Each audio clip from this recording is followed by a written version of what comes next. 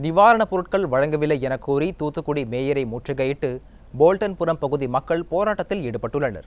கூடுதல் விவரங்களை தலைமை செய்தியாளர் ஜெயக்குமாரிடம் கேட்கலாம். ஜெயக்குமார், வணக்கம். உங்களுடைய விவரங்களை பதிவு பண்ணலாம். கண்டிப்பாக மார்ஷல்.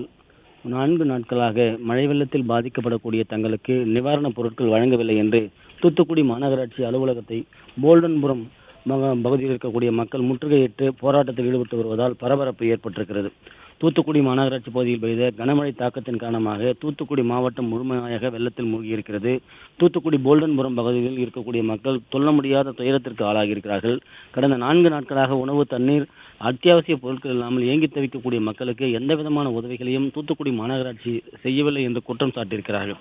இந்த நிலையில் மாநகராட்சி அலுவலகத்தையும் மேயரையும் முற்றுகையிட்டு அந்த பகுதி மக்கள் போராட்டத்தில் ஈடுபட்டு வருகிறார்கள். குறிப்பாக அந்த வசிக்கக்கூடிய மக்கள் தூத்துக்குடி மாநகராட்சி மேயர் ஜெகன் அவர்களோடு வந்து ஒரு வாக்குவாதம் மற்றும் சண்டை போடக்கூடிய காட்சிகள் எல்லாம் அவர்கள் அங்கு அரங்கேற்றிருக்கிறார்கள். ஏற்கனவே நிக்ஜாம் புயலுடைய தாக்கத்தின் காரணமாக சென்னையில் இருக்கக்கூடிய ஆர்கே நகர் பகுதியில் இருக்கக்கூடிய சட்டமன்ற உறுப்பினர் எபினேசர், அதே போன்று சேர்மனாக இருக்கக்கூடிய ஆகியோரெல்லாம் இந்த மக்களுக்கு, பாதிக்கப்பட்ட மக்களுக்கு உதவிகள் வழங்கவில்லை என்று கேட்டதற்கு அவர்களை அடித்தும் அதே போன்று அவரோடு வாக்குவாதம் செய்து நடத்தியிருக்கிறார்கள். தற்போது தூத்துக்குடி மாவட்டத்திலும் அதே போன்று மேயர் பாணியை கடைபிடிக்கிறார்.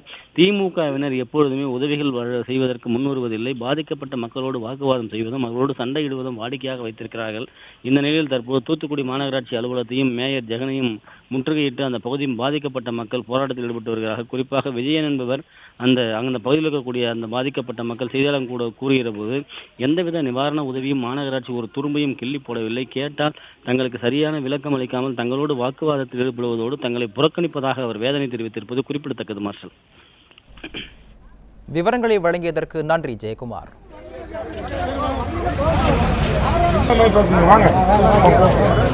வண்டியில திறந்து தண்ணி பாட்டில்